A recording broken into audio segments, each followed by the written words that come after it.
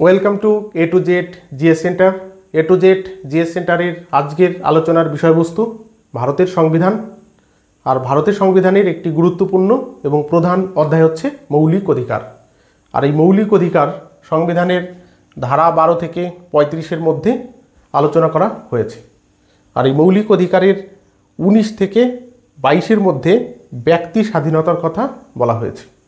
যেমন ধারা 19, যাকে সংবিধানের ব্যাকবোন বলা হয়, আর এতে মানুষের বাক স্বাধীনতা, চলাফেরার স্বাধীনতা, গৃহ নির্মাণের স্বাধীনতা ইত্যাদি সম্পর্কে আলোচনা করা হয়েছে। ধারা 20 দণ্ডবিধি সুরক্ষার কথা বলা হয়েছে।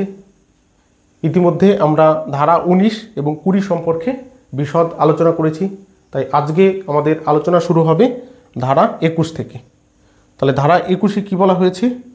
প্রাণ ও দৈহিক স্বাধীনতা, অর্থাৎ ভারতের প্রত্যেকটি নাগরিকের প্রাণ এবং দৈহিক স্বাধীনতার অধিকার রয়েছে। তাহলে সেটা কিভাবে রয়েছে আমরা দেখব। যেমন এখানে বলা হয়েছে প্রাণের স্বাধীনতা। তাহলে প্রাণের স্বাধীনতা বিভিন্নভাবে রক্ষিত হয়। প্রথমে 1 নম্বর পয়েন্ট যেটা বলা হয়েছে পরিবেশ।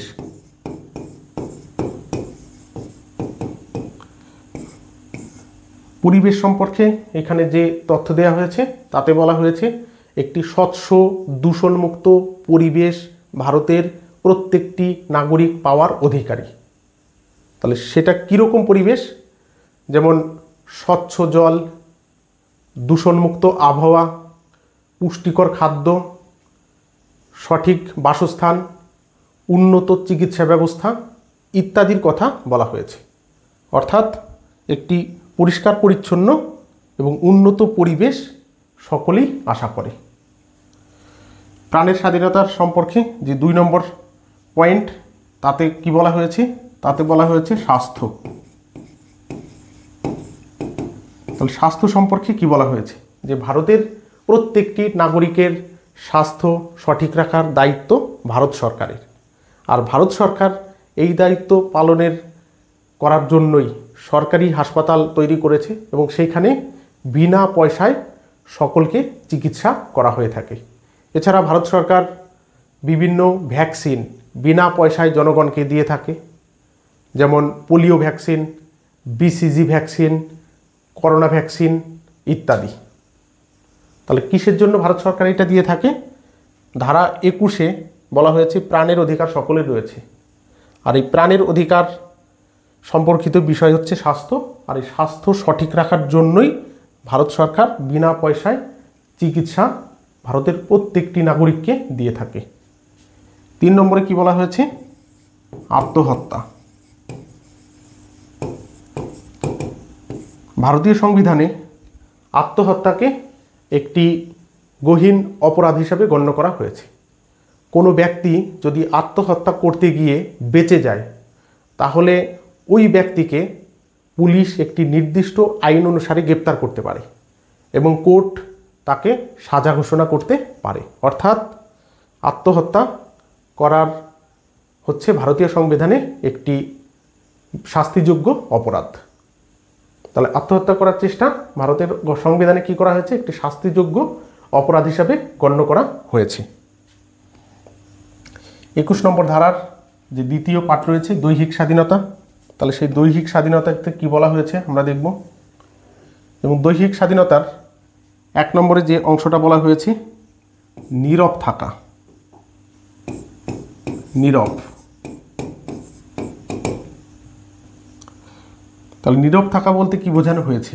দৈহিক স্বাধীনতার ক্ষেত্রে ভারতের যে কোনো নাগরিক কোনো ব্যক্তিগত বিষয়ে সে যদি নীরব থাকে তাহলে ভারত সরকার তাকে বাধ্য করতে পারবে না কথা বলতে, অথবা কেউ যদি নীরব না থাকে তাকেও নীরব থাকতে সরকার বাধ্য করতে পারবে না। অর্থাৎ নীরব থাকা বা কোনো বিষয়ে কথা বলা সেটা সম্পূর্ণভাবে তার উপরে নির্ভরশীল।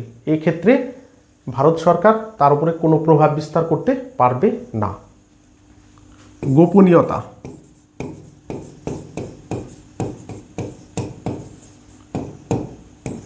তাহলে গোপনীয়তা সম্পর্কে কি বলা হয়েছে? ভারতের যে কোনো নাগরিক তার ব্যক্তিগত কোনো গোপন তথ্য সকলকে প্রকাশ করতেও পারে, নাও করতে পারে।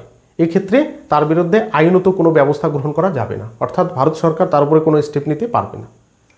যেরকম উদাহরণ কি রয়েছে, যেমন পাসওয়ার্ড। কোনো ব্যক্তিগত পাসওয়ার্ড আমি বা অন্য কেউ কারো কাছে শেয়ার করতে সে বাধ্য নয়। যেমন মোবাইলের পাসওয়ার্ড, কম্পিউটারের পাসওয়ার্ড, ব্যাংকের বইয়ের পাসওয়ার্ড, এরকম বিভিন্ন পাসওয়ার্ড রয়েছে যেগুলো ব্যক্তিগত, সেটা সকলকে প্রকাশ করতে পারে, নাও করতে পারে। এর জন্য তাকে কখনো বাধ্য করা যাবে না। তাহলে এটা কি বলা হয়েছে? গোপনীয়তা। তাহলে 3 নম্বর পয়েন্টে কি বলা হয়েছে? সম্পর্ক। সম্পর্কের কথা বলা হয়েছে। কোনো প্রাপ্তবয়স্ক বিবাহিত বা অবিবাহিত নারী এবং পুরুষ তাদের নিজেদের ইচ্ছা অনুসারে তারা সম্পর্ক করতে পারে। এক্ষেত্রে সরকার তাদেরকে বাধা দিতে পারে না। তাহলে কি বলা হয়েছে? কোনো বিবাহিত বা অবিবাহিত প্রাপ্তবয়স্ক পুরুষ তাদের সম্মতিতে সম্পর্কে লিপ্ত হতে পারে। এক্ষেত্রে ভারত সরকার তাদের ওপর কোনো প্রভাব বিস্তার করতে পারবে না। এটা হচ্ছে দৈহিক স্বাধীনতার মধ্যে পড়ে। এরপরে আমরা দেখব হচ্ছে ধারা 21-এর এ। তাহলে 21-এর এতে কি বলা হয়েছে? ধারা 21-এর এতে বলা হয়েছে RTE, রাইট টু এডুকেশন। আর এই রাইট টু এডুকেশন সংবিধানের মৌলিক অধিকারে পরিণত করা হয় 2002 সালে 86তম সংশোধনের মাধ্যমে। তাহলে 2002 সালে সংবিধানের 86তম সংশোধন করা হয়। আর এই সংশোধনের মাধ্যমে 21-এর এতে RTE, রাইট টু এডুকেশন যুক্ত করা হয়। আর এই রাইট টু এডুকেশনে ভারতীয়দের কোন কোন মৌলিক অধিকার প্রদান করা হয়েছে? যেমন 6 থেকে 14 বছরের কোনো শিশুকে সরকার বিনামূল্যে শিক্ষাদান করতে বাধ্য থাকবে। অর্থাৎ বর্তমানে 6 থেকে 14 বছরের যে কোনো শিশুকে সরকার বিনামূল্যে শিক্ষা প্রদান করে থাকে এই 21-এর এ ধারা অনুসারে, যাতে রাইট টু এডুকেশনের কথা বলা হয়েছে। এছাড়া 6 বছরের নিচে যারা রয়েছে, 6 বছরের নিচে তাদেরকে সরকার স্বাস্থ্য, অর্থাৎ 6 বছরের নিচের শিশুদের স্বাস্থ্য এবং পুষ্টিকর খাবার সরকার তাদেরকে প্রোভাইড করে থাকে। আর এই স্বাস্থ্য এবং পুষ্টিকর খাবার প্রদান করার জন্যই প্রত্যেক গ্রামে গ্রামে যে অঙ্গনারী সেন্টার খোলা হয়েছে, সেই সেন্টার থেকে অঙ্গনারী যে কর্মীরা আছে তারা গ্রামে গ্রামে ঘুরে যে ছোট শিশু রয়েছে 6 বছরের নিচে তাদের স্বাস্থ্য পরীক্ষা করে এবং তাদের পুষ্টিকর খাবার প্রদান করে থাকে। তাহলে এটা হচ্ছে 21-এর এ। আর এই RTE পাশ হয়েছে 2002 সালে 86তম সংশোধনের মাধ্যমে, কিন্তু কার্যকর হয়েছে 2010 সালে। তাহলে 2002 সালে পাশ হয়েছে এবং কার্যকরী হয়েছে 2010 সাল থেকে। এরপরে আমরা দেখব সংবিধানের ধারা 22। তাহলে সংবিধানের ধারা 22-এ কি বলা হয়েছে? গ্রেপ্তারের সংরক্ষণ। অর্থাৎ কোনো ব্যক্তিকে গ্রেপ্তার করতে গেলে কোনো নির্দিষ্ট নিয়মকানুন তাকে পালন করতে হবে। যেরকম গ্রেপ্তারি পরোয়ানা বা ওয়ারেন্ট, গ্রেপ্তারি পরোয়ানা।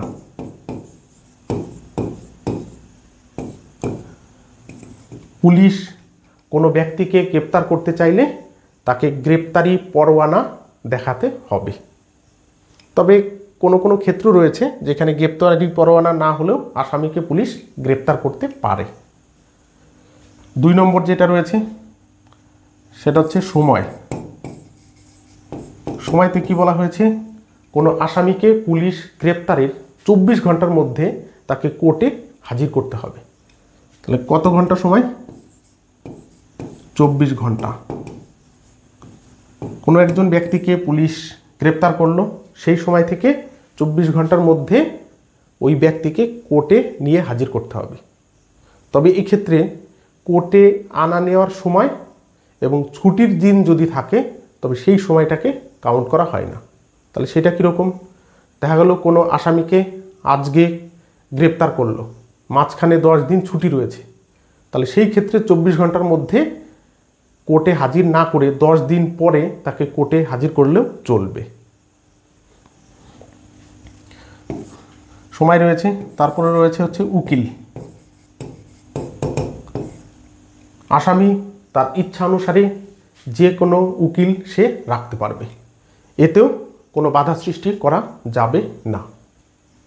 4 নম্বর পয়েন্টে বলা হয়েছে গৃহবন্দী।